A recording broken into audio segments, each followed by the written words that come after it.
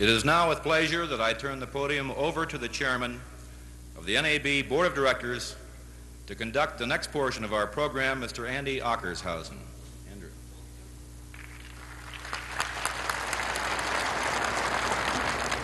Thank you, Walter. Distinguished guests and fellow broadcasters, I'm very pleased to have the honor of participating in one of the highlights of the year in broadcasting, the presentation of NAB's Distinguished Service Award. Today we honor another distinguished broadcaster, George B. Storer, Sr., a true giant of this industry, a man highly qualified and deserving to join the ranks of those persons who have received this award. We recognize Mr. Storer today for his many contributions to broadcasting. He is a broadcast pioneer in the finest sense of the word. As the founder of the Storer Broadcasting Company and now chairman of its executive committee, he has developed a vital and dynamic broadcasting organization committed to excellence in all areas of broadcasting. Now, ladies and gentlemen, escorted by 5 previous Distinguished Service Award winners, Rosal Hyde, Ward Quall, Claire McCullough, Sol Tashoff, and Dick Chapin, here is George Storer, NAB's Distinguished Award winner for 1975.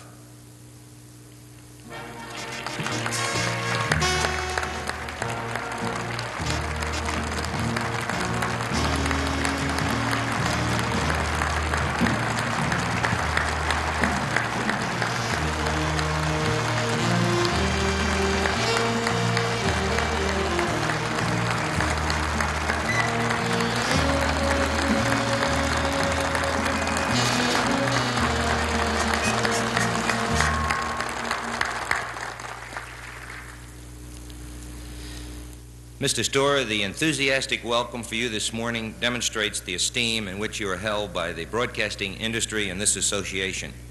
Sir, if you would come forward at this time, it is my duty, honor, and great personal pleasure to confer upon you the NAB Distinguished Service Award.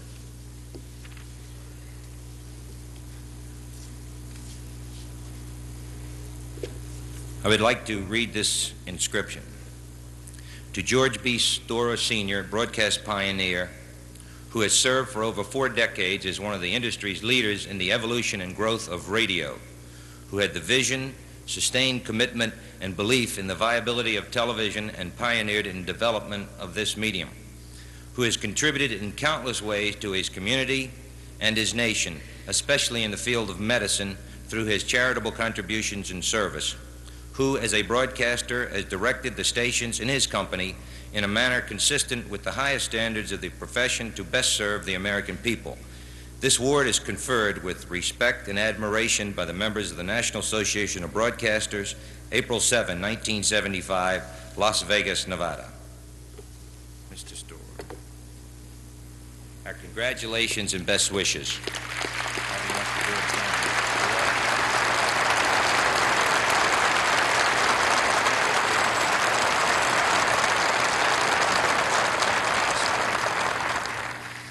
Ladies and gentlemen, all of us look forward today to hearing from our 1975 DSA winner, Mr. George Storer. Let me put this in here for you, Mr. Storer. We can get that back for you. Mr. Ockershausen, distinguished guests of the National Association of Broadcasters, members,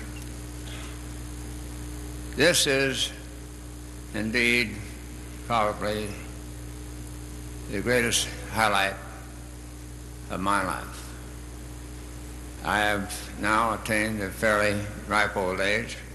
In fact, I thought I'd been relegated to the rear portion of the broadcast spectrum, and I don't know why I should receive this reward, but as we say in Wyoming, where I live on a ranch most of the year, never look a gift horse in the mouth. I want to thank you and tell you how deeply appreciative I am of this honor.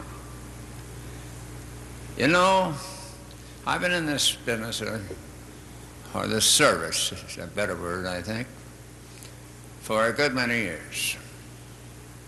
48 to be exact. And prior to that time, my first license was in 1913, when I had the privilege of communicating with a ham friend of mine in Dayton, Ohio, Ray Omer, and transmitted the details of the Dayton flood as it waters crept up around this house in the lower part and best residential district, incidentally, of Dayton, to the third floor, and the old grandmother was put up in the attic, and it was a very dramatic occasion. And my dad, sensing the drama, called in his friend is George Dunn, who ran the local morning newspaper, and he transmitted the details on AP. So I do go back a little further than just the operation, so to speak, of a radio station in Toledo, Ohio. Incidentally, we still have the operation in Toledo, and it's a real sense of pride and joy that we continue to serve the people of that area, where I really grew up, went to high school, and I have to say that it's a real pleasure to walk down the streets, and I occasionally still see friends of mine who were in high school at that time. One thing about our service that has always been so impressive to me is the fact that for years, broadcast news and programs were received by the American public as being completely true. Their integrity was unquestioned.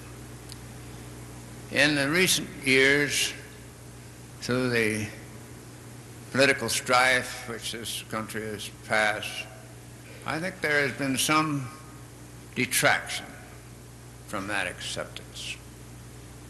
As a matter of fact, Senator Cannon touched upon it. But there is an additional thing that this industry can do.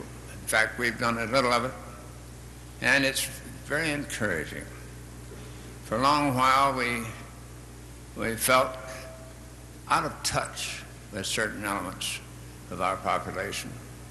But we made up our minds that we had to communicate not only to our old listeners and viewers, but to the younger people, teenagers, who earlier had been rather unfriendly, rather inclined to downgrade the real integrity and authenticity of the spoken word over the broadcast media.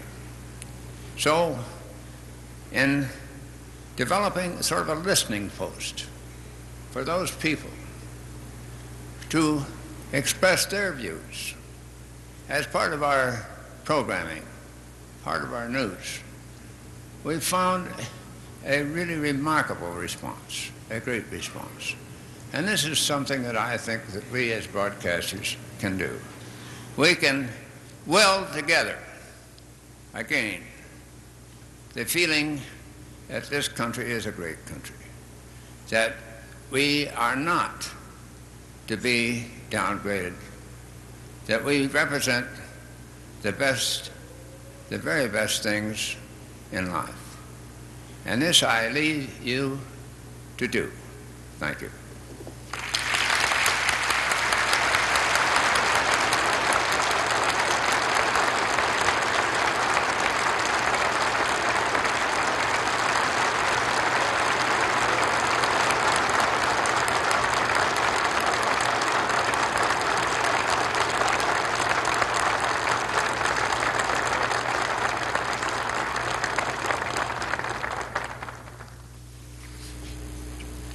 Mr. Storer, thank you. We have greatly appreciated the opportunity to honor you this morning.